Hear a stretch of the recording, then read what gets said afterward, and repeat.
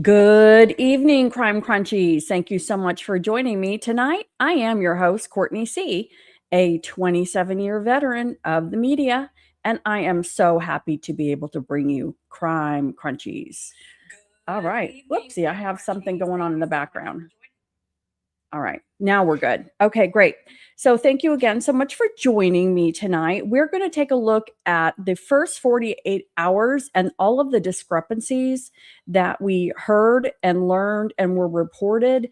All the things that just did not make sense from Chris Nanos, but also some of the things that did not make sense with the family and their response as well. And of course, just as a disclaimer, of course, information does evolve and change as things get clearer, but I still wanted to go back and take a look at what did not add up in the first 48 hours because it makes me question whether or not we were getting some cover up information at the beginning, what things that just didn't, were they changing the scenario based on FBI getting involved? Was how involved were the family? And, were they changing things based on who was their suspect, etc.? And so hopefully going through some of these comparisons will make things a little bit clearer. But, this case was crazy from the beginning. Nothing made sense. Things looked sketchy right away, and it hasn't changed 155 days in. So let me share my screen. This is your chance. If you've not subscribed, please do so. I would love for you to join the Crime Crunchies. Okay, so a little bit of background. If you're somewhat new to me, I have 27 years in the media. I'm not a journalist. There are lots of jobs to do in the media, and I'm on mostly the operations side. So somebody had commented and asked why I was using ChatGPT, which is not the most accurate. And, honestly, I use it because it's easy. I work a full-time job. I take care of a special needs grandson. He lives with me. And you know what? It's just fast. It's super fast, guys. So, no, I'm not a journalist. I don't have time to research. And most of the information that's available, ChatGPT is going to pull it up. Is it accurate? Who knows? We don't know if anything is the truth anymore. And we just have to go with the best that we can. Most of these are going to be educated guesses, speculation, theories, etc. So we're here for fun, right? Until this thing gets solved, we are doing the best that we can. So today, again, I was thinking, there are some weird things that came out in the first 48 hours. If I recall, if we really think back to the very, very beginning, and I was really wondering, and, you know, we know that Sheriff Nanos has what I call diarrhea of the mouth. He likes to talk. He has word salad. He just says whatever's on his mind, whether it makes sense or not. And I suspect that in the very beginning, when he was taking the podium just to get his 15 minutes of fame, that he was telling us more than he should have. I think he pulled back information based on what other people were telling him, getting involved. I think he embarrassed law enforcement in the sheriff department. So I just wonder if really how much was really true in the very beginning that then was changed. Okay. And we only know what they've told us, and it's not very much. So asking Chat GPT, who I call Chad, he's my AI boyfriend. Early in the first 3 days, information came out from Pima County Sheriff Nanos that changed over time. You can detail, and this is me asking ChatGPT, can you detail side-by-side information about the Nancy Guthrie case that was spoken about in the first days that changed? I specifically seem to recall that it was reported Annie and Tommaso spent a few hours searching for Nancy and delayed calling 911. Does anyone remember that? The very first thing that I recall when I sit back and I go, okay, what happened in those first few days? It seemed like there was a report that Annie and Tommaso had been notified by the church ladies and went to the house and searched for several hours, delaying calling 911. Now we have a different timeline now, but again, we only know the timeline that Bananos or Nonads gave us. And did he backtrack? Then the story changed to they called 911 very soon after coming to Nancy's house. Stories seemed to change about who took Nancy home the night before and whether they walked her in. So please show everything you can find side by side. So this is what ChatGPT told me. Yes, looking back at the first 72 hours of the investigation, there are a number of areas where the public narrative became more precise and in some cases appeared to change.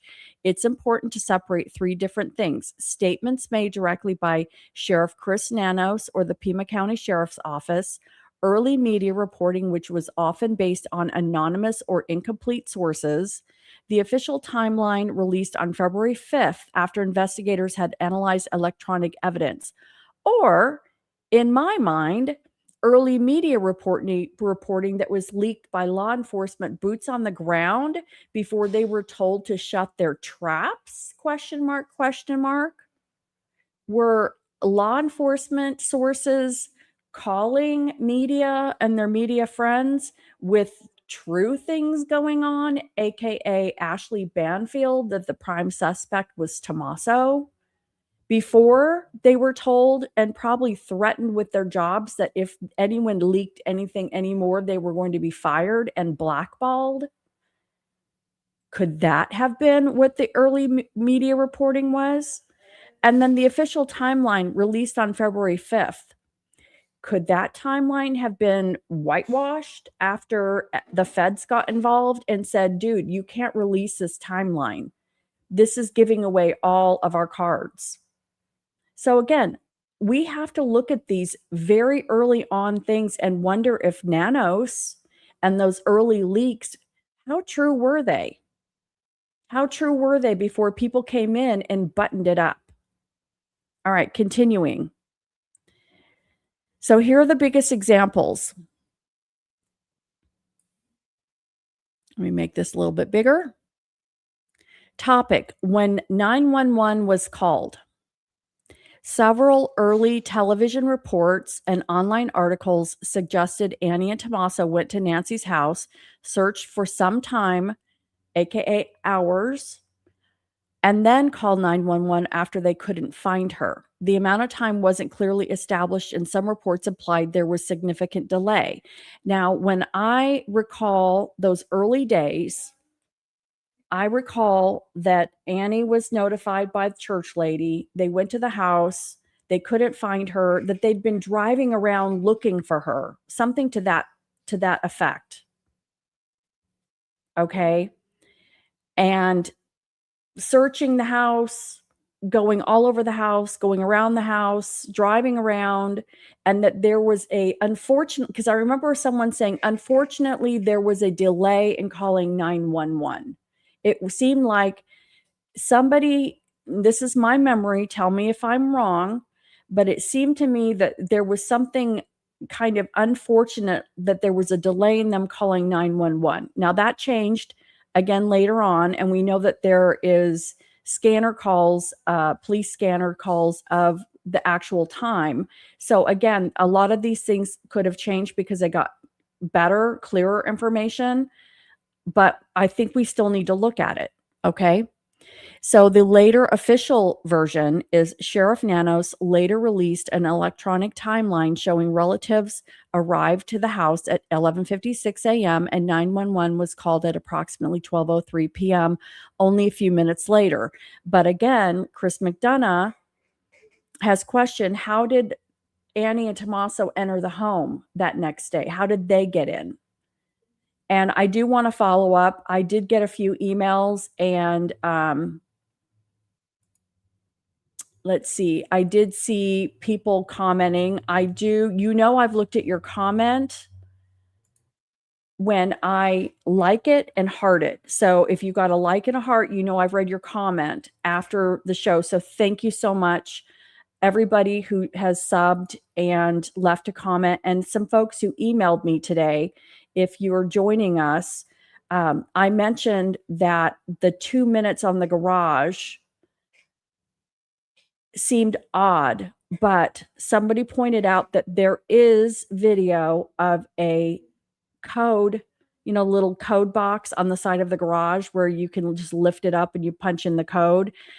If she did get out of the car and punched the code in at the garage door and the door went up and then she went in, she could have done that in 2 minutes. So depending on if somebody used an app on a phone, or if somebody punched the code in on the side of the garage, depending on that would answer the 2-minute garage scenario. And supposedly, again, going back to the before and after about whether there was a delay, Sheriff Nanos says no, they arrived at 11:56. But Chris Nanos is for some reason, and he's a professional, he's done this. He has wanted to know how Annie and Tommaso entered the home. I'm not sure why he's kind of stuck on that, but that seems to be important to him, and we don't know. All right, who last saw Nancy? So early reports simply stated Annie and Tommaso had dinner with Nancy and then took her home. The official timeline clarified Tommaso drove Nancy home, arriving about 9:48 with the garage door closing at 9:50 p.m. He is identified as the last known person to see her. And that, again, is if she actually made it home. I do believe she made it home because of the pacemaker and the connecting, but honestly, we just don't know. We don't know. We don't know if she made it home. Walking Nancy into the house. Some early stories left readers with the impression Nancy may have been walked inside because of her limited mobility. Other stories simply said she was dropped off. Law enforcement has never publicly confirmed she was escorted into the house. The official timeline only states she was dropped off and the garage door closed shortly after. Why family went to the house the next day. Initially, many reports simply said the family became concerned when they couldn't reach Nancy. Later, officials explained a church member contacted the family after Nancy failed to attend an unexpected church service, prompting the welfare check. And nature of the case, first described as a missing vulnerable adult. Within 48 hours, Nanos announced investigators believe Nancy had been taken against her will and officially treated the residence as a crime scene. And this goes along with the fact that we've talked about this in multiple episodes about how supposedly Annie gets to the scene. She calls law enforcement. They show up. The back doors are propped open with flower pots. She immediately tells them, "My mother's been kidnapped. She's not here. All her things are here. She's been kidnapped." And law enforcement treated the first 24 hours as a elder walk-off, which did not help. They needed to react for a kidnap and search and rescue in the first 24 hours, and they lost that first 24 hours because of that mix-up. And again, it wasn't until really Savannah got into town, made a phone call to Senator Mark Kelly. Mark Kelly probably got with Bananos, aka Nonads, and she got on the phone with him in the middle of the night, interrupting his beauty sleep.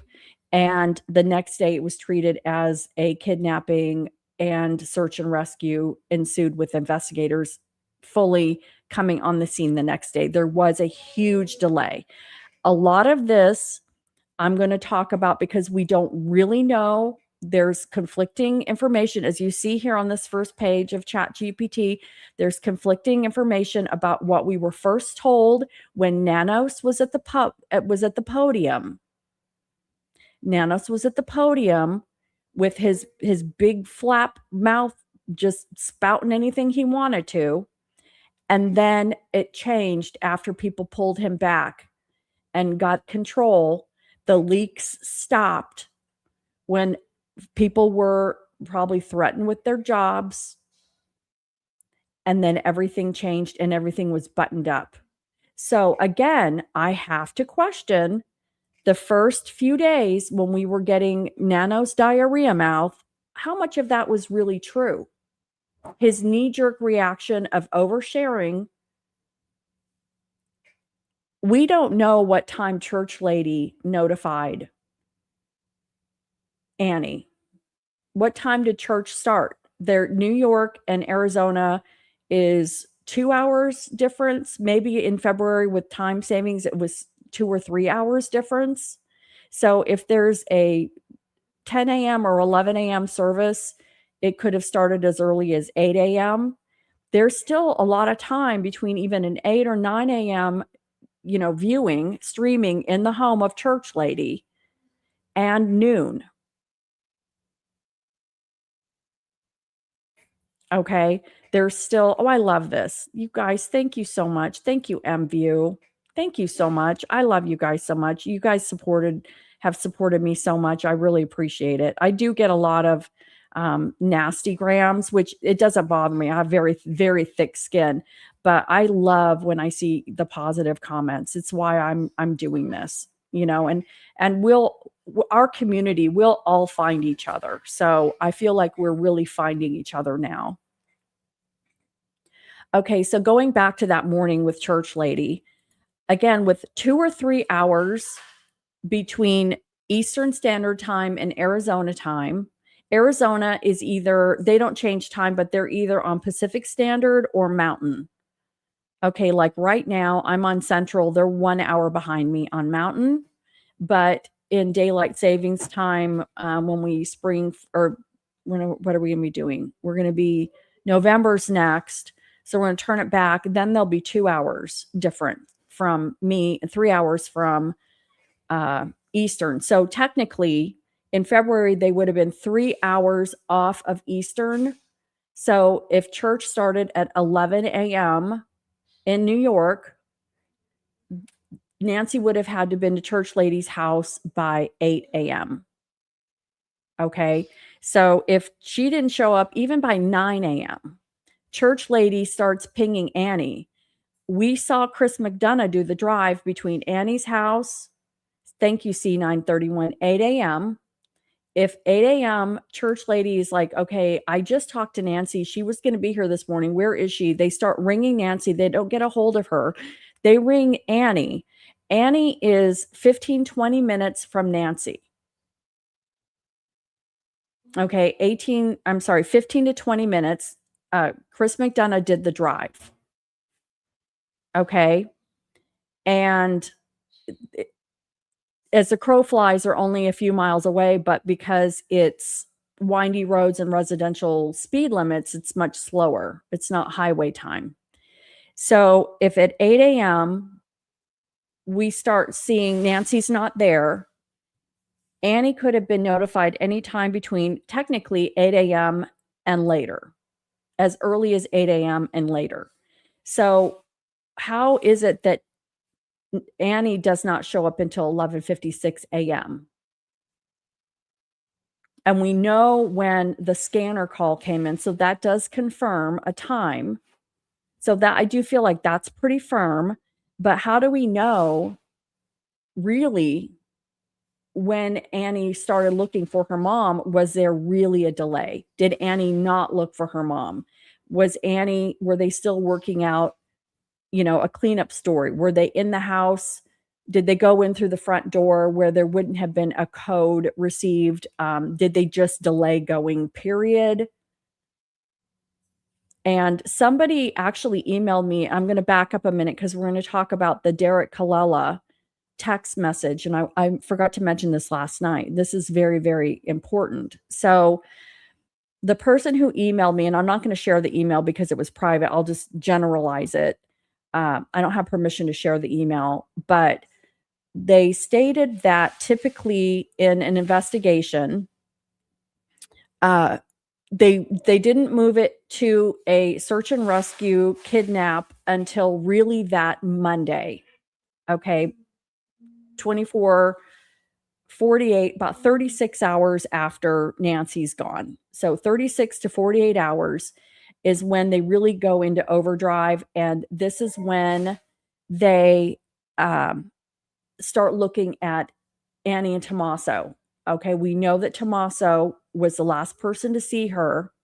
He's automatically going to be flagged as the primary suspect, just whether he did it or not, guys. Okay, he's going to be flagged as the primary suspect. He was the last person to see her, family member, blah, blah, blah. So if Okay, I just lost my train of thought. So last person to see her, if so if they're starting out with Annie and Tommaso by that Monday or Tuesday, they will have, this is what the email told me, that police would have taken Annie and Tommaso's phones immediately. Is it possible that law enforcement had Annie and Tommaso's phones even before the text came in from Derek Colella?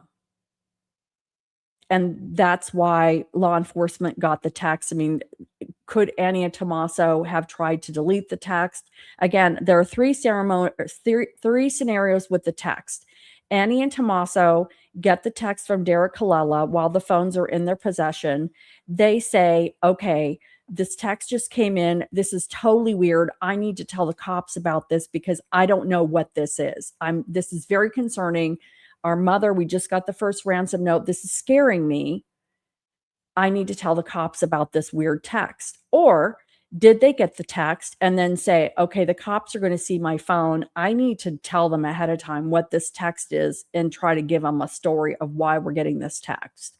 Or did law enforcement already have their phones and Annie and Tommaso didn't know the text even came in, which is even worse. Okay. We don't know who had the phones, but the person who emailed me mentioned that the first thing cops would have done is take their cell phones. Even maybe, that Sunday, they probably didn't take their phones because it was just an elder walk-off, but surely by Monday, they could have taken their phones by Monday. Everybody's phones, especially considering Tommaso was the last person. They were the last people to have them. They're the first phones that are going to be taken. So it's very possible that the text and the 9-second phone call came in with the phones in the custody of law enforcement.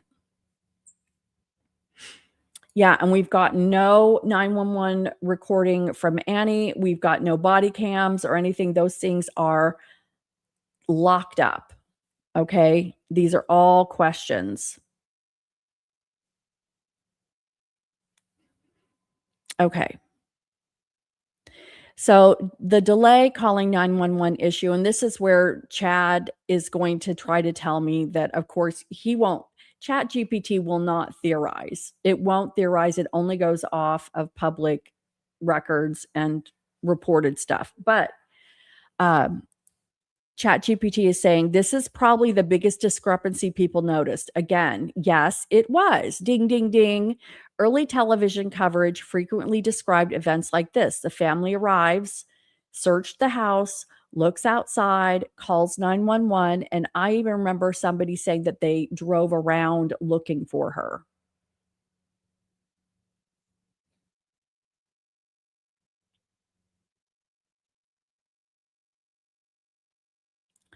Okay, that wording led many viewers to think there may have been a lengthy search before police were notified. However, when Sheriff Nanos later released the electronic timeline based on dispatch records, they had it nicely cleaned up. 11:56 a.m., family arrives. 12:03 p.m., 911 call. Deputies arrive shortly afterward. That represents roughly 7 minutes, not hours. And the only other way I can think that they would confirm that 11:56 a.m. arrival is the black box in the car that they took apart and kept for 50 days, which is odd. They kept their car a lot longer than they did the Range Rover, than they did any other vehicle, Nancy's vehicle. And I even defended this because they ripped that thing apart. They ripped it to shreds. They probably had to order parts. They had to put the thing back together. But I have to look at it again. I have to look at it. We have to look at it. We have to talk about it. And you guys probably are already there. You guys were there before I was there. I really just gave the family a lot of leeway. And I'll tell you what a lot of it was. I was thinking about this as well. So John Benet Ramsey's father, John Ramsey, it was, years. John Ramsey was accused of murdering John Benet Ramsey for years, really until DNA came out and cleared all the members of the family. So it was years. He was blamed.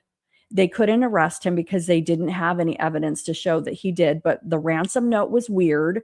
People thought that the ransom note in that case was written by a woman. People blamed Patsy. People still blame the brother. People blame John for a long time. I think that now he's clear, but people still talk about the brother. But I have to think, why did they blame the family for so long? And I see this kind of, the rubber band effect where, I've been around the world and snap and stuff changes and we go in a different direction. And now we're back to the family. And I have to think that part of the problem with John Ramsey is that police botched the investigation. Police did not search and do a lot of things with the investigation. Boulder PD was not equipped to deal with this. And I think that it was a situation where other people had offered to help. I don't want to say the feds offered to help, but there were people who offered to help, and Boulder said, "No, we've got this." Okay, sound familiar? And they botched it. They still to this day do not have a suspect. To this day. I mean, John Ramsey might have an idea, but they need to do better DNA, and I don't know where they are with that. I know McDonough has been covering that. It's been going really, really slow, what he's been doing with the Cold Case Foundation. I watch all those episodes, but it goes very, very slow. They've had some tech issues, bless his heart, with John Ramsey. But why did they blame him for so long? And what I'm getting at is they botched the investigation. They did not get the killer. And when you don't get the killer and it's someone who's not in the family, you're going to get speculation from the media. You're going to get speculation from people, armchair sleuthers. And I feel like they screwed up this investigation from the very beginning. They lost precious time. Nanos did not accept federal help. The DNA is still floating around between labs. I think I started watching Brian Enton today. The hair is still floating around different labs. And it seems like Pima County is just sitting on their haunches waiting for the DNA. It's like they're not doing anything. Okay. And I feel like a lot of the speculation and people are get so upset with people going crazy with theories. It's because it's been 5 months. In this day and age, they should have caught somebody again in this day and age. Okay, moving on. So who actually took Nancy home, and Chat GPT is going to talk about what was discussed. This also became more specific over time. In the first few days, many articles simply reported Annie and Tommaso had dinner with Nancy. They took her home. We know she took the Uber there. Later, Nanos clarified that Tommaso drove the 948 to 950 garage door. That removed ambiguity about who was driving and who was last verified witness. But that's just what they've said. Again, I feel like law enforcement can change any narrative they want in order to throw us off, to throw their perp off, etc. I don't know that I trust anything that Nanos has said, and I don't know that I trust the timeline. Was Nancy walked inside? We don't know. Does it really matter if she's walked inside? I don't know. Was she even walked home? I don't know. Timeline of when investigator believed a crime occurred. This changed quickly. So February 1st, and here it is. What was being stated on February 1st was a missing elderly woman. And I'll never forget that Monday reports were coming out, even Monday morning, that Savannah Guthrie's mother was missing. And I even thought that, oh boy, was she driving? Did she drive off somewhere, get confused. That's what I thought as well. She probably is just old and is off somewhere. Then February 2nd, now we've got a crime scene, Nano says. She was taken against her will, homicide detectives involved, not voluntary, kidnapping possible. And again, this is only after Savannah. And one of my first theories that I stuck with for so long was that Savannah knew of the threat. There was some threat that she was aware of, whether that was somebody contacting her, trying to get money from her, the wrench attack, I don't know. But the fact that she knew there was some theory of or threat. And it wasn't until she clued in Senator Mark Kelly and Sheriff Nanos to her, whatever threat was going on at the time, that they finally listened and switched it to search and rescue and got homicide in.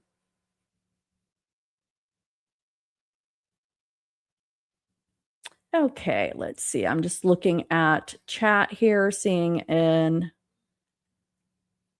Okay. Blood evidence. Initially, there were reports of blood. The amount was unknown, the origin unknown. Later, Nanos confirmed the DNA matched Nancy. We're going to talk about blood. We've got some videos about the blood that we're going to look at from early days. He never disclosed the amount, the pattern. The doorbell camera, somebody said it was disabled or removed. Time Nancy was missing. Okay, so we've got that. All right, then I wanted to get some information about the church lady, because we haven't really talked about this. And I'll just say ahead of time, ChatGPT did not give me much information because there's nothing written. But I wanted to talk about in the interview room, Karen McDonough, great job on her finding church lady. All right, so I don't have a problem with people talking, but I don't want offensive behavior. So I'm giving Patrick Green a very kind, let's just be cool. I want everyone to be cool, man. Okay? Let's just be cool. We're all here of our free will, and I want everyone to be respected. So let's just be cool. All right. So Karen McDonough found out who the church lady was. And I have to think that that's because they have gotten in with some folks in Tucson with the sheriff department. And they called her. And she said that this church lady was very, very, very hesitant to talk to her. And it was really odd. Because if you're a neighbor and you're a girlfriend of Nancy and you expected her to come over, I'm just saying, for me, if I have a girlfriend and she's supposed to come over and watch church and she doesn't show up, I notify her family, and I later learned that she had been kidnapped in the night and is now dead. I'm doing everything I can to find my friend. But everywhere we go in this weird, weird story, no one wants to help. Why did church lady hang up on Karen? She acted irritated. She acted put out. She said, "This is my last interview about Nancy Guthrie," and hung up. And I get it if she's been inundated, but I don't understand why people are not. I mean, Chris McDonough, I was floored by this small detail. They went past Annie's place of business. It's a community outreach program. Community outreach. There was not one flyer for Nancy. Her own coworkers either didn't, don't, won't, couldn't hang flyers.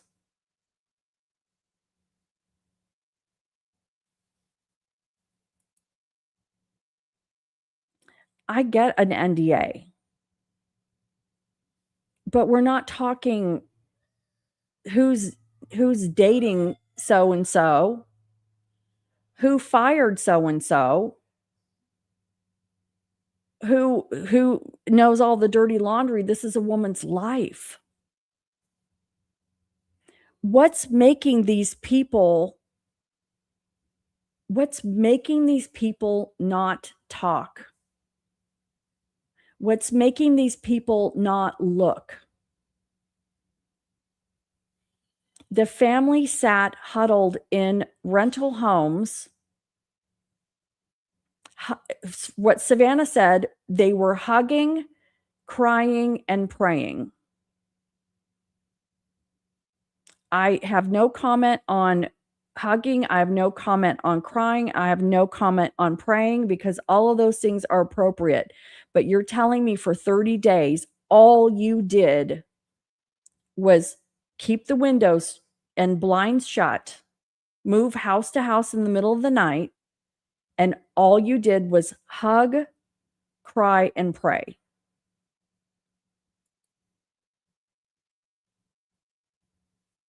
I'm sure they did more than that, but it doesn't seem like anyone else around them is doing anything. So what is the dynamic? Yeah, Joe, this is exactly how conspiracies start. And we're supposed to feel so bad about making crap up. We're supposed to feel bad about looking and talking. We're supposed to feel bad about, how dare we talk about Annie and Tommaso being involved? How dare we? Well, I don't know. I haven't seen anyone do jack squat. I haven't seen anyone do not one flyer. Her business. My coworkers aren't going to put a flyer up. Have you near the park where drug dealers and homeless people and people who have trouble with the law hang out? Community outreach? You're telling me they're not going to? And church lady.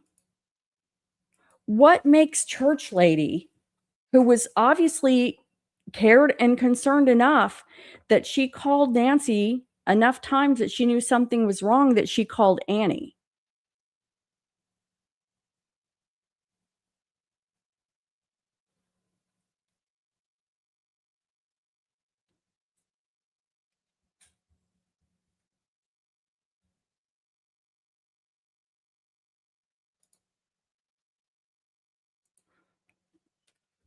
Why would the church lady say, be irritated?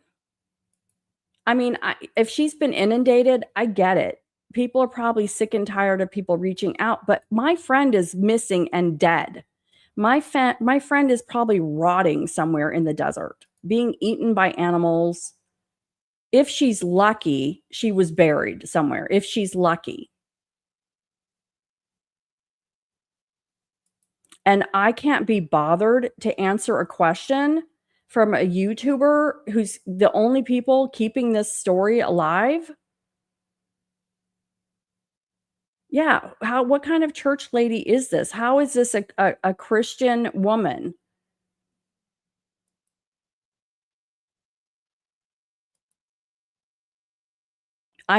There's too many questions, folks. So anyway, I didn't find anything out about why. And my question was, the church lady stated to Karen, this is the last interview. And then she hung up, and I said, has this person, the church lady, been interviewed? And if you have no records, why would the neighbor decide not to talk about Nancy? And couldn't find any records. And he gave some, reasons why she might not want to talk about it. She may have already spoken extensively with detectives. She may have received unwanted attention. I get it. This is a woman who's dead. And you're worried about yourself? Again, this isn't somebody who, is an embarrassment to the community and shoplifted or, started screaming at her neighbors or, called the cops on her neighbors and was fighting with her neighbors. This is a woman who's dead. All right, I'm gonna back off because there's just nothing we can do. So could the blood pattern on the front porch of Nancy House been squirted from a baster? And it says, yeah, it's physically possible. And we're going to look at a couple of videos that a user, I want to thank Dr. Edward Moskowitz. He has joined and commented. I don't know if you're here, Dr. Edward Moskowitz, but thank you so much for sending me these videos. We'll watch these videos, and we've got folks talking about the blood spatter. And regardless of what, clearly I don't play a blood spatter expert on TV. All right. I don't. I'm not one in real life, and I don't play one on TV. But there's different patterns now that we're looking at it. If we look at everything through a different lens, and not just what they've told us it is, which is what this is what critical thinking is. Critical thinking is when you disregard what the narrative is, okay, what people are telling you, and then you use your own critical thinking and you look at it from maybe a different lens. Let's look at this from a different lens. Just like with Porch Guy the other night. Okay, Porch Guy looks really calm and cool. Maybe Porch Guy isn't on drugs. What if Porch Guy's only job is to stage? Porch Guy's job isn't to take Nancy. What if Porch Guy just has to stage a few things, move the watch, put the doors open? He's got the holster. It's all a facade. It's all pretend. And the outfit is a costume. We have to look at things differently. We have to. So what if the blood, and let me take this off. What if the blood, because there's a spatter, like a, like that, like that. Okay. And then there's bloop, bloop, bloop, bloop, bloop, bloop, if it had sounds. And some of the bubbles, they said, looked like there was oxygen in the bubbles. Okay. But you could take a syringe that doesn't have a needle. It looks more like a turkey baster, or, those things, the babies with the ear, the little bulb thing. It looks like there's a couple different patterns. And if we look at it different, people have said that she was about 12 inches above. Well, let's just watch the video. Let me go ahead and reshare my screen, and we'll pull up these videos. And this is your chance right now to subscribe. If you have not already subscribed, you want to, because we're the cool kids club. All right, so this is the first one where we've got Jim Clemente, and he's an expert. He's going to talk about the blood spatter pattern. Tonight we're hearing from a former FBI profiler who says the blood tells the story in the disappearance of Nancy Guthrie. The mother of Today Show host Savannah Guthrie vanished nearly 3 months ago, but her disappearance remains a chilling mystery. Investigators have found few clues that we know of. Among them, these grainy images of a masked man on her porch the night she disappeared. And then, of course, there's the blood spatter on her doorstep, which DNA testing confirmed belonged to the 84-year-old grandmother. But while these clues may seem limited, my next guest says these images provide a treasure trove of information on Guthrie and what happened to her that night. Retired Special Agent Jim Clemente has drilled down on these pictures frame by frame. And to try and fill in the blanks on this baffling mystery, he joins me now to share what he found. Jim, great to see you. We should say you were an FBI profiler. Yes. It was your job on tough, cold cases to come in and reverse engineer, try and figure out who they should be looking for. Yes. Let's first take a look at the blood images. The first one is this image. It's a wide shot of the blood spatter on the doorstep. What does that tell you when you look at it? Well, it tells a story of a snapshot of time. There's low velocity blood spatter, there's medium velocity blood spatter, and then there's on the right-hand side, you see a blood smear. That means somebody impacted that blood after it hit the floor. Stepped on it. stepped on it, rubbed an arm or a hand through it, something like that. What do the blood drops tell you? Well, the bigger droplets tell us that because there's no directionality, that they were dropped almost directly from above. But the smaller droplets tell a different story. Which is what? Well, they're actually medium velocity blood droplets, which means that they were coughed out. They were aspirated and then coughed out. And I know that because some of these blood droplets, you can see they're sort of rings rather than the whole solid droplet. And that meant that they hit the ground as a bubble. They had air in them. And that can only happen when somebody coughs or sneezes out blood. So what does all that tell you? We know this blood is Nancy's. What does that, studying that blood, what does that tell you about what was happening to her at that moment? It tells me that her face was within a foot, probably several inches above the ground, almost directly above that first. And yeah, she could have been 12 inches above it, but did she have to be 12 inches? Could it have been somebody just squirting blood around the area to stage it? First upper left blood stain. And it tells me that this is probably where she made her last stand, where she fought her abductor. She was 84 and could barely walk. I understand, but this is probably where she gave them the initiative to hit her in the face. She started bleeding. It went down her throat. She coughed it up as she went down to the ground here. This tells me that was most likely only one offender, because two offenders would have had control of her completely, and she would never have made her way down to the ground so close to be able to make that blood spatter, that medium velocity blood spatter. How could one person do this? How could, I mean, she was 84, she could barely walk. She wasn't tiny. I mean, you know, carrying another human being, no matter what size they are, I don't believe he was carrying her until after this point. At this point, she was ambulatory, and I believe she was punched.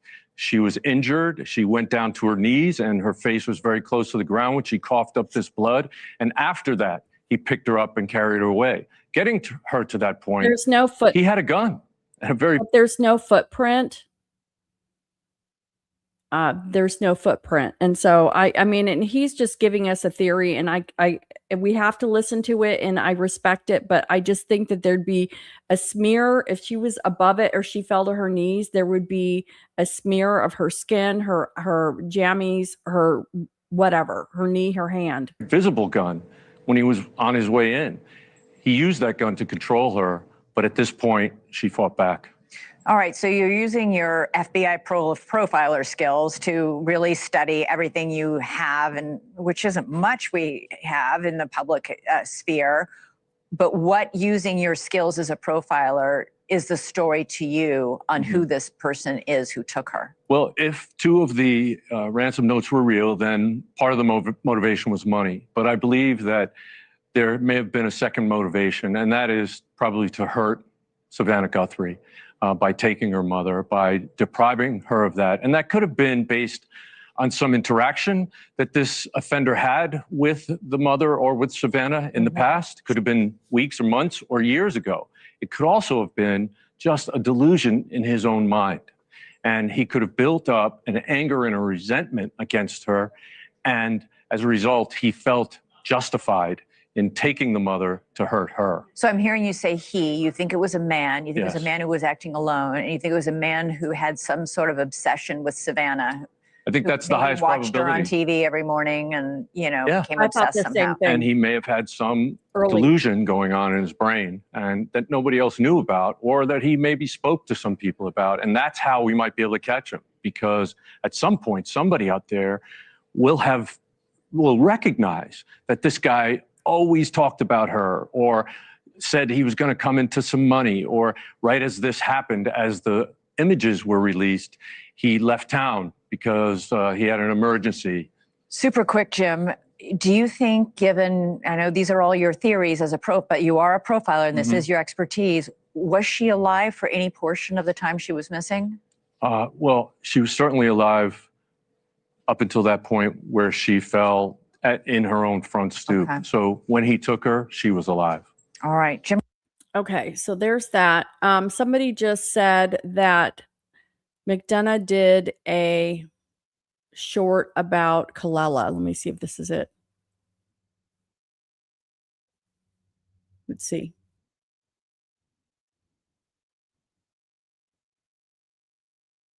All right, let me go here. All right, because I don't know if that's the right one. Let me go and share my screen to the next short. This is a short one. YouTube, bloop, bloop, bloop, bloop. Okay, this is Ed Wallace, who is a forensic expert. He, and this is also compliments of Dr. Ed Moskowitz.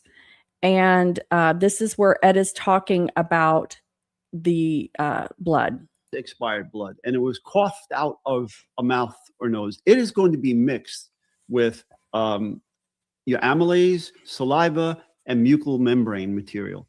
Now, a quick UV light search of this area. Blood will not fluoresce. It will absorb the UV wavelength and turn black. But saliva and amylase and mucal membrane will fluoresce, and typically it's like in the orange range, okay, of fluorescence. And then, you know, these little tiny blood spatters here.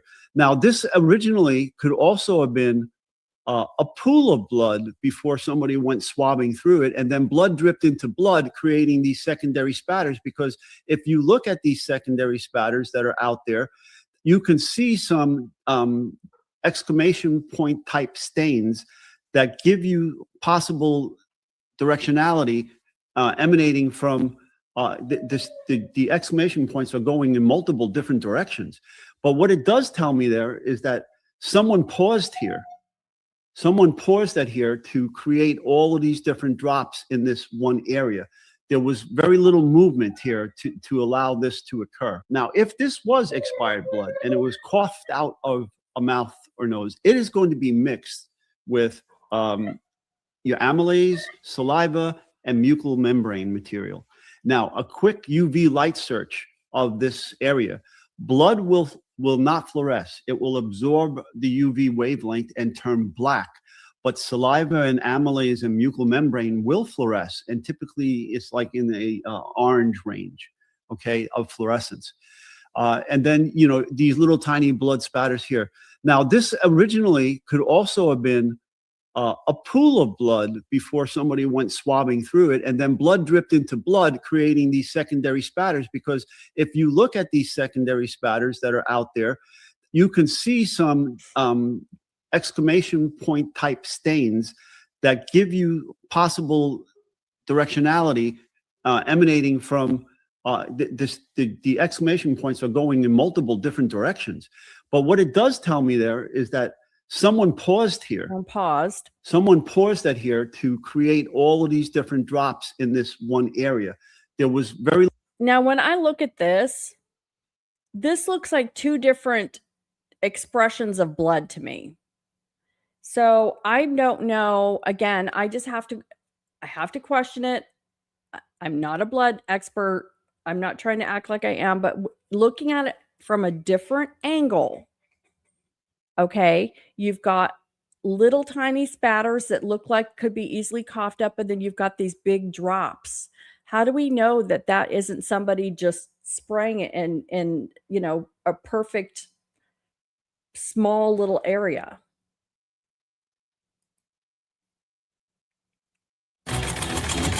Now, if this was expired blood, close this one out. Okay. So I haven't seen this. This is kind of long, but I do want to talk about this because this is something that, and I haven't found the short yet from Chris McDonough. But one thing I want to talk about is the deal that Kalila got. I wanted to bring that up again. So what we talked about Friday night is if the family was involved, here's the scenario, speculative scenario. Annie and Tommaso don't make a lot of money.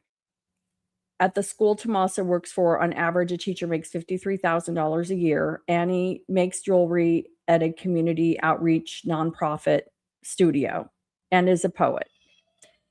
So they're taking care of Nancy, but they probably, I don't know what their situation is, but they probably don't have as much advantage as, say, Cameron, who was in the military. He was a pilot, an officer, retired from the military, gets retirement benefits from the military, and I know he is a captain with American Airlines right now, because I have my family are pilots. We have a friend who had training with Cameron at American in March, and captains for American Airlines, they make a lot of money. These guys, I mean, they've earned it. It's really hard. It's hard to become a captain, but he's got money. He has a wife who I believe works, and so he's got money. All right, he's comfortable. Savannah, we all know she's worth about $45-46 million. Her husband, there's wealth there. Nancy is retired, and her home is, clearly paid for, and she probably has some money, whatever. So really, the only person in the family that might be having financial issues would be Annie. Okay, no problem, no judgment. It's just how it is. But it's not cool when you're Annie and you're maybe not necessarily struggling, maybe you're comfortable, but there's not a lot extra. And Annie's the one who's taking care of mom while everyone else is in another state, far away. When they come in, it's only good times, going out to dinner, activities, visiting. It's just fun, get-togethers. And then they go back to their, wealthy lifestyles. And then it's, again, Annie and Tommaso who are left there taking care of all the unglamorous things that you end up taking care of when you have elderly parents. Okay. It's hard work. All right. It's not easy. So who is it going to feel just a little teed off? Maybe, Savannah was the golden child. She was the baby of the family. She was a sorority. She went to college and was in a sorority. She's, going to be hosting the Olympics opening ceremony. And she could have been daddy's little girl. Being the baby, she might have gotten some extra attention. So, why wouldn't I start feeling a whole lot of resentment? And honestly, I don't think I could have blamed. If I was a personal friend of Annie and Tommaso, I might say, hey, call me and vent, because you guys really got the shit end of the stick. Seriously, this fucking, oops, I just said the F word. This stinking sucks, okay? Whoops. All right, so how do we know that there isn't a lot of resentment that's been building up and building up and building up and building up and building up and building up, and I'm done? Really? Now you're going to Italy? We love going to Italy. Now you're going to Italy for the Olympics? Oh, hell no. We're ruining your Olympics. All right. People have also been talking about whether Annie is Wiccan, and their February 1st is actually a date in Wicca. Although Wiccan people are very gentle, that's from what I've learned. They're not violent people at all. But I did pull some information on ChatGPT on that, because February 1st is a Wiccan holiday. Okay. So going back to the scenario here, if the family is involved, they're PO because they're taking care of Nancy. Everyone else is living high on the hog, has glamorous lifestyle. They've got money, but they're not the ones who are really dealing with this crap. And it's all of our mother. Why do I get this? Why do I have to deal with this? Where's mine? I want mine. So they figure out, okay, we have an inheritance coming. We know we have to split the inheritance 3 ways between Annie, Cam, and Savannah. No problem. We can just speed that up. And hey, guess what? You know what we could do? We could get some extra money out of Savannah. She'll pay a ransom for her mother. She loves her mother. She adores her mother. She only sees good times with mommy. All right. So let's put together this cockamamie kidnapping. Okay. And how do we, this is me just talking through, like I'm Annie and Tommaso, or at least Tommaso. So who am I going to find that could help us with this kidnapping? We could just pay them a little bit of money, and we give them some money up front, no problem. Oh, wait a minute. You know what? Derek Kalala, doesn't he have an embezzlement thing that he's in the middle of with the county in LA? Didn't he get caught embezzling $10,000 of unemployment funds? Oh yeah, he did. He's in court, he's got trouble. He needs an attorney. He's probably going to end up having to pay back. Maybe he'll have jail time for embezzling, at least get probation at the very least. He probably needs money too. All right. So maybe Derek, we crossed paths. We found for sure, thanks to Monk's intrigue, we saw the movie posters. We know for a fact that Derek Kalala and Tommaso cross paths. They play at the same places. They have similar friends. And so, you know what? Derek Kalala, let's pay him some money. So, Derek, can you help us? We're just going to kidnap Nancy. We're not going to hurt her. We just want to kidnap her because we're going to get millions of dollars out of Savannah. We're going to be set. All right. We will give you, what do you want, Derek? You want a Bitcoin? We will pay you a Bitcoin. Happy. Can you help us? Just go to the house. Can you just take Nancy? Here's where you can take her. Everything's all good. You don't need to hurt her. It's all good. And then we'll pay you. Okay. So that's the plan. All right. That's the plan. So Derek Kalala gets someone, or is Porch Guy. They take Nancy. Oops. Porch Guy screwed up. Porch Guy hit Nancy, got in fisticuffs with Nancy. Oh crap. Nancy's dead. Shoot. Oh my gosh, that was not supposed to happen. Well, let's see. What do we do now, guys? We've got these ransom notes that we already wrote, and we want to get the money. Let's still send the ransom notes. Let's act like she's alive. Let's still send the ransom notes. There was a delay because they weren't sent for several days to the Tucson media station. And let's send them to TMZ as well, because Tommaso, he does like attention. He's in a band. Okay. These guys, they want to make sure also that there needs to be a little bit of bruising for Savannah. We need to hurt Savannah. And, she thinks she's perfect. Let's just see how she handles this when everybody in the world sees that her mother is missing. What is she going to do? What is she going to say? This is really going to suck for Savannah. Sorry about that Italy trip, Savannah. Boy, your money can't help you now. Maybe she'll pay the Bitcoin. Maybe she'll pay the $4 or $6 million we can pay Derek Kalala. But again, what nobody realized was going to happen is that, number one, that Nancy was going to die in this. Nancy was not supposed to die, but they screwed up. They didn't have the medicine, so she was doomed to begin. And then there was the scuffle and the blood. Maybe there's scuffle and blood. Okay. So Nancy dies. They didn't take that. That was not part of the plan. And number two, there was never part of the plan that Savannah didn't pay the ransom. There was no world where Savannah was not going to pay a ransom for her mother. Savannah wanted to pay the ransom. The feds told her, don't pay the ransom. There's no proof of life.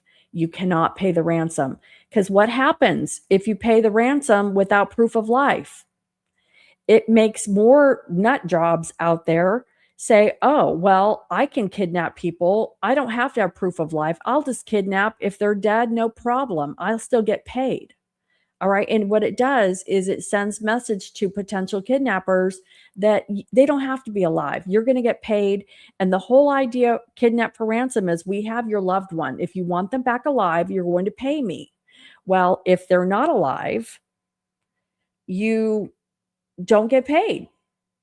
But in this case, if they pay the ransom and they don't have proof of life, that's supposedly it's going to make people kidnap more, right? I don't know but that's the theory. That's why they don't. So the plan went to hell in a handbasket because Nancy's dead, which maybe was part of the plan because they would have gotten their inheritance much faster. So Nancy dying could have absolutely been part of the plan.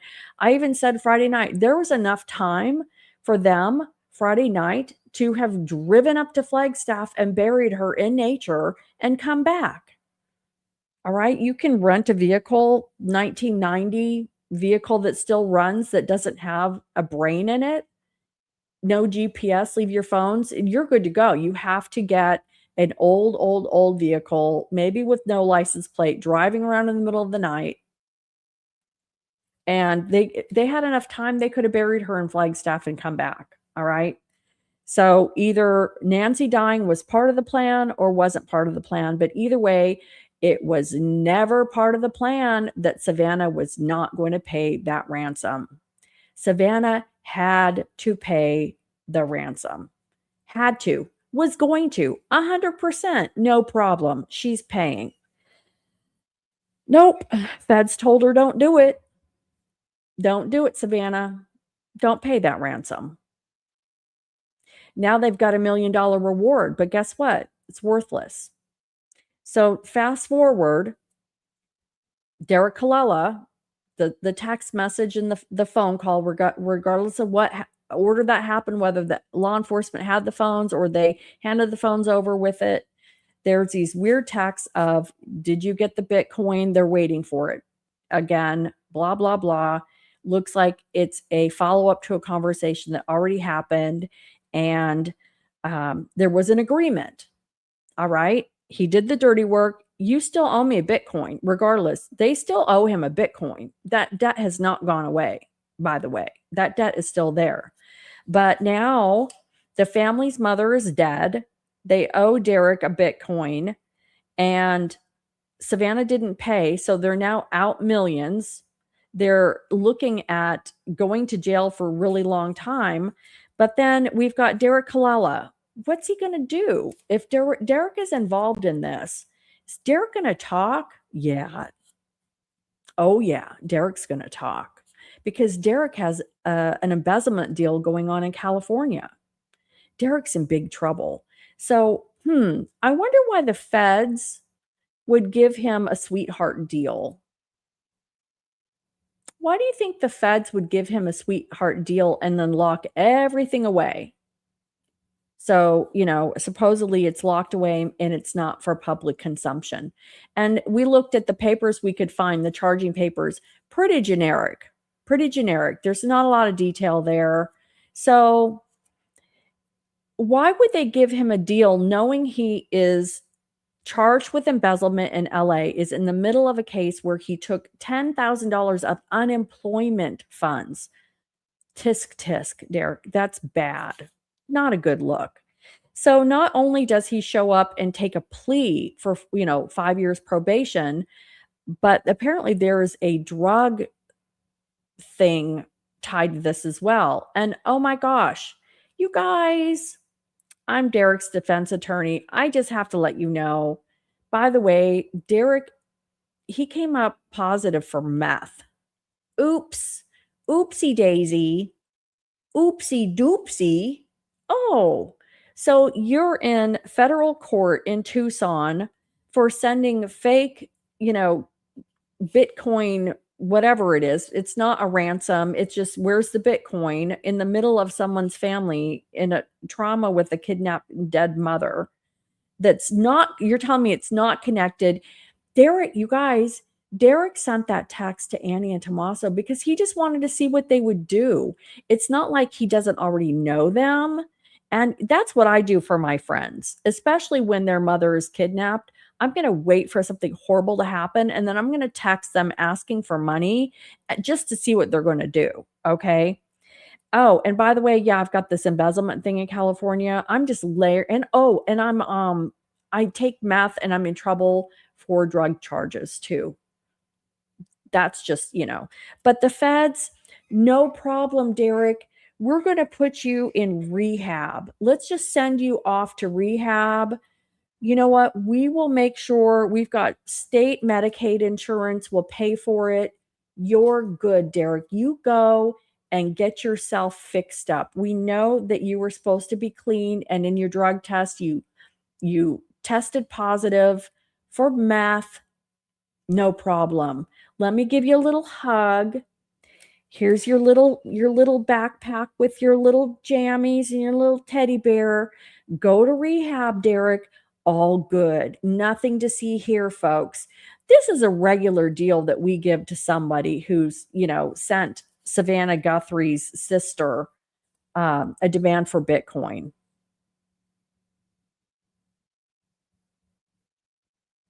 So anybody here think that whole scenario is normal? Yeah, we don't get arrested. We're involved in one of the biggest mysteries, supposedly mysteries in the world right now. Oh, darn it. Yeah, I had a bad day, and I was weak. I took meth. You guys don't want to arrest him. Let's just get him better, okay? So he's at rehab in Tucson right now. 3 hots and a cot. It's not like the judge he hasn't been sentenced yet. Could the judge just say, look, I'm not taking this plea deal? I don't know that the judge has to accept that plea deal. Could they change it? Feds didn't offer to change it. They didn't rescind it. So could it be that maybe they need Derek to continue squealing on this case? Are they really only waiting for DNA to put one of these creeps in Nancy's house, and that's what buttons this whole thing up from a really crappy investigation that any halfway decent defense attorney could poke holes in all days to Sunday? Okay. And also, I heard somebody mention somewhere that I think it was very important that Derek not go to trial on this. And the angle from Derek not going to trial and be given a plea deal is because since the text went to Annie and Tommaso, they would have had to have testified. And I think, again, reading between the lines, if they take a plea deal, there's no trial, we give Derek this total sweetheart deal, and Annie and Tommaso don't have to testify, which they would have because the texts were to them. It's their family. We need to keep Annie and Tommaso on ice. We need to keep them Netflix and chill. We don't want anything coming out because we're waiting to get them on the big crime, okay? The big charges. We need to move past Derek Kalala. We don't need them on the stand testifying about this. We need to hold them on ice for later. So that makes sense to me as well.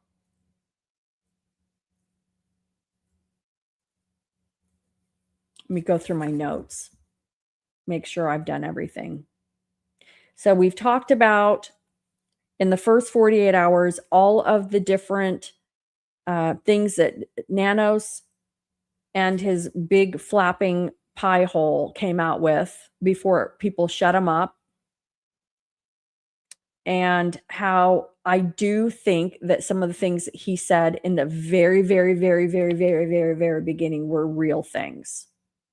And then they backtracked, backpedaled, and covered them up. Okay.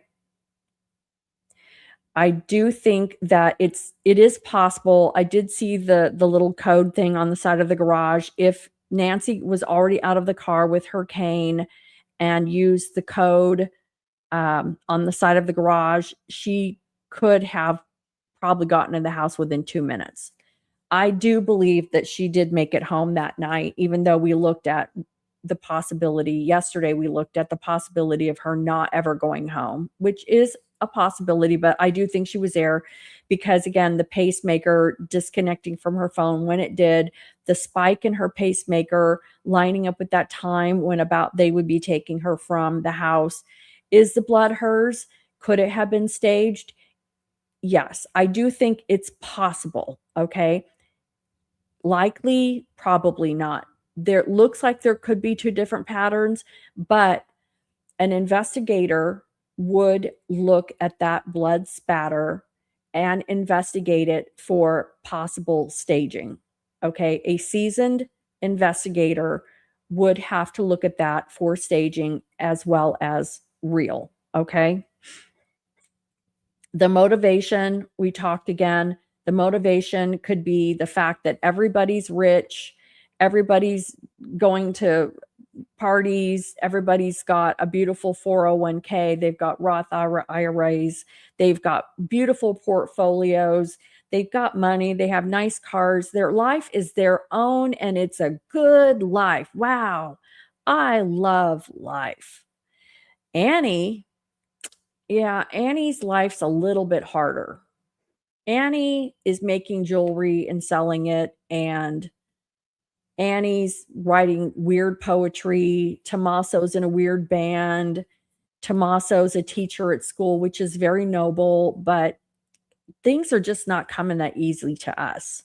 We got to deal with mom, the crap that comes along with taking care of mom. I can't even take a vacation because I got to take care of mom. Where's my freaking pot of gold at the end of the rainbow? Where is it? I'm tired of this. I'm sick and tired. And we even looked at the possibility that if Annie didn't know this was going on, if this is all Tommaso's doing, we don't know what their dynamic is. We talked about coercive control. Okay. Is Tommaso a narcissist? We strongly believe whoever sent the notes to TMZ and the Tucson station could have narcissistic, love the attention. Okay. Love it. So if Annie's not involved and she's a victim in this as well, I think that if in any of this, Tommaso's definitely included, but I could see an angle where Annie may not be included, if that makes sense. I totally don't see how Tommaso is not included. Derek is his connection. This is, I totally 150% see that if this is family, Tommaso's not getting out of this. Is Annie getting out of this? She might. She just might be a really dumb lady who's easy to control with some self-esteem issues, naive, who hasn't seen, she doesn't have street cred. I don't think Annie has street cred. Does Tommaso have street cred? I don't know. Does Derek Kalala have street cred? Oh, yeah. Does DJ Mojito have street cred? Yeah, big time. Does Dominic Evans have street cred? Maybe. But these people have street cred. Annie? No. Annie she probably sleeps with stuffed animals and does bubbles.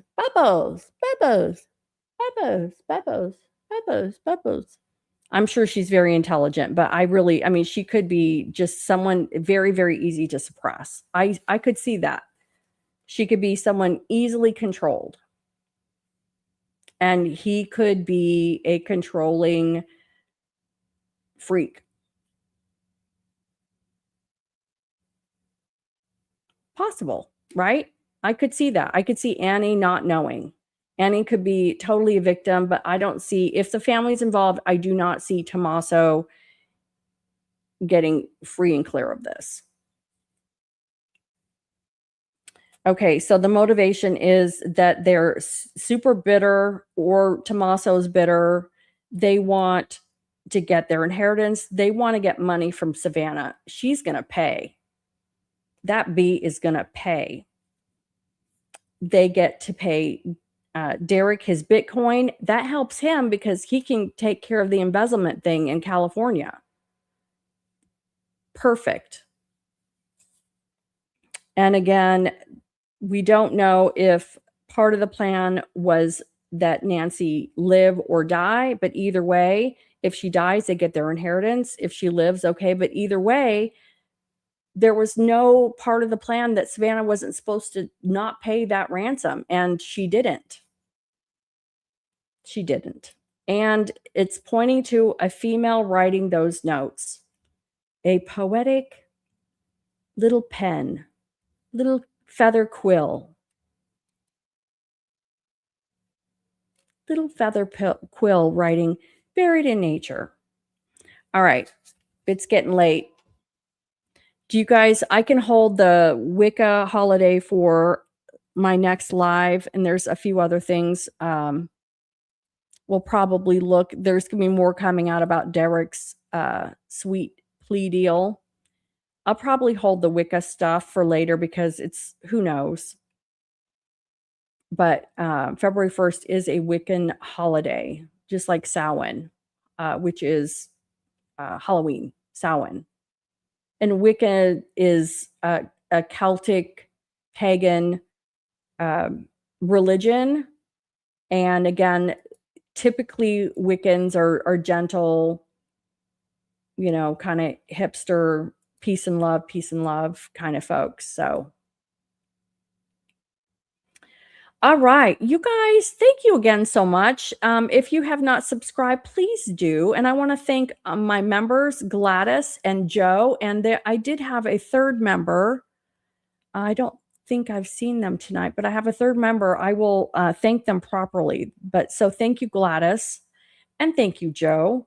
Membership is not necessarily, somebody asked, why don't you want members? It's not that I don't want members. Actually, I try to get rid of all the memberships, but YouTube, I have to default have one level of membership. I can't not have a membership.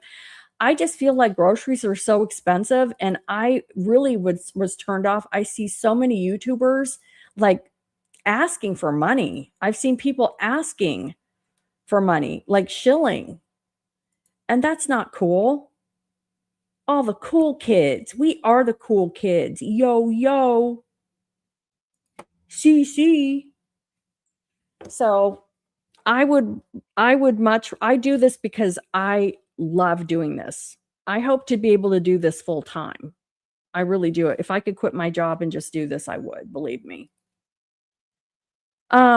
So I do appreciate everybody. I read all your comments. Please comment, email, all those things. And thank you for being the community and the crunchies, the cool kids. So until next time, I will catch you on the flip side, and toodaloo.